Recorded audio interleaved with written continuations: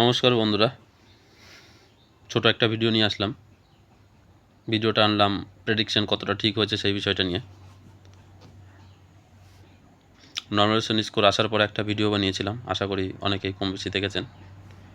যেখানে আমি সকালে 8 ঘন্টা আগে ভিডিওটা পোস্ট করেছিলাম। সেখানে আমি ইউআরদের কাট অফ বলেছিলাম 67 থেকে +-1, 67 গেছে কাট অফ। ওবিসি এদের কাট অফ বলেছিলাম 60 +-2, ওদের কাট অফ গেছে 58। ওবিসি বিদের কাট অফ বলেছিলাম 63, ওবিসি বিদের কাট অফ গেছে 61।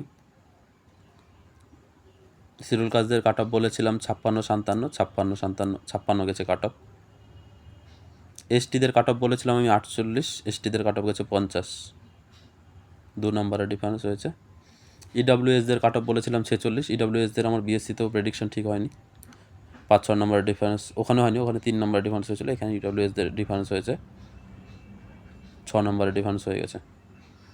তো যারা সিলেকশন পেয়েছো তাদের জন্য শুভেচ্ছা থাকলো, আর যারা ঘটনাক্রমে একটুর জন্য আটকে গেছো তাদের জন্য সিএইচও রিক্রুটমেন্ট আশা করি তাদের জন্য হয়ে যাবে।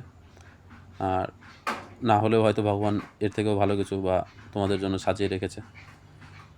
চেষ্টা ছাড়া যাবে না, পরিশ্রম করে যেতে হবে, সফলতা আসবে। কেউ হয়তো আজকে পেয়েছে, কেউ হয়তো 1 বছর পরে পাবে, কেউ হয়তো 2 বছর পরে যাবে। তার দরুন জীবনটা পাল্টে যাবে না, কিছুটা সময়ের জন্য পাল্টাবে, কিন্তু জীবনটা যেহেতু সুদীর্ঘ, তো কেউ 22 বছর বয়সে, কেউ 23 বছর বয়সে চাকরি পাবে, কেউ 24-25 বছর বয়সে চাকরি পাবে। এইটুকুই ডিফারেন্স হবে। তারা 2 বছরের জন্য স্যালারি কিছুটা বেশি পাবে, তারা হয়তো 7-8 লাখ টাকা বেশি ইনকাম করবে তোমাদের তুলনায়, বা 10 লাখ টাকা ইনকাম করবে বেশি। কিন্তু তোমরা যদি নিজেদেরকে মন থেকে হেরে যাও তাহলে সমস্যা। মন থেকে হেরো না, যুদ্ধ চালিয়ে যেতে হবে। নেক্সট ইয়ার আবার রিক্রুটমেন্ট, মানে এই বছরের শেষের দিকে আশা করছি আবার রিক্রুটমেন্ট হবে, কারণ ভ্যাকেন্সি হিউজ পড়ে আছে। আর একটা এরকমই একটা টোটালে হয়তো 5,000-4,000 ভ্যাকেন্সির ভিত্তিতে আবার রিক্রুটমেন্ট করবে। তো আমি চাইবো যে সবাই চেষ্টা করো, প্যাটার্ন বুঝে গেছো, এক্সামের ধরন বুঝে গেছো, সিস্টেম বুঝে গেছো, তো চেষ্টা করো ভালো করে কিছু করার। আশা করছি ভালো কিছুই তোমাদের জন্য অপেক্ষা করছে। হাল ছাড়া যাবে না, হাল ছেড়ো না বন্ধু, হাল ছাড়লেই সমস্যা। লড়াই করে যেতে হবে, লড়াই ছাড়া দ্বিতীয় কোনো পথ নেই।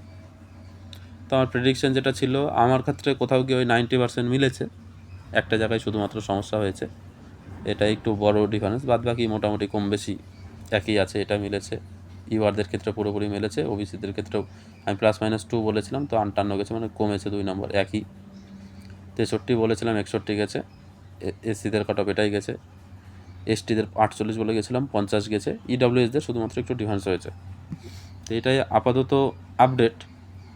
আর একটা বিষয় নিয়ে যেটা বলতে চাইছিলাম, যে বিএসসি, জিএনএম আর যেই সব রিক্রুটমেন্ট চলছে ডাক্তারদের, আশা করা যাচ্ছে সব রিক্রুটমেন্টের প্রসেস এখন থেকে একসাথে চলবে। নেক্সট নোটিশ 17-18 তারিখে, মানে কাল বা পরশু দিন আসার সম্ভাবনা আছে বেশি। তো সিস্টেমটা বুঝতে পারছি না, ওটা কাউন্সেলিংটা ওরা কোনোভাবে করবে, কিন্তু মানে 2-3টার সিস্টেম হতে পারে। এক, তোমাদের ডেকে নিয়ে ওইভাবে হবে যেটা বলেছিলাম আগের ভিডিওতে। দ্বিতীয়ত, তোমাদের নামের পাশে তোমাদের হসপিটালের লিস্ট তোমাদের ধরিয়ে দিবে। সেটা সেটা করার পদ্ধতি হচ্ছে এটাই, যে তোমাদের পিন নাম্বার আছে, পোস্ট অফিস, তোমাদের পঞ্চায়েত আছে, অঞ্চল আছে, তার নিয়ারেস্ট যেগুলো দেখবে, তার ভিত্তিতে তাদের যে মেরিট আছে তার ভিত্তিতে তাদের কাছেরটাই তাদেরকে জয়েন করাবে।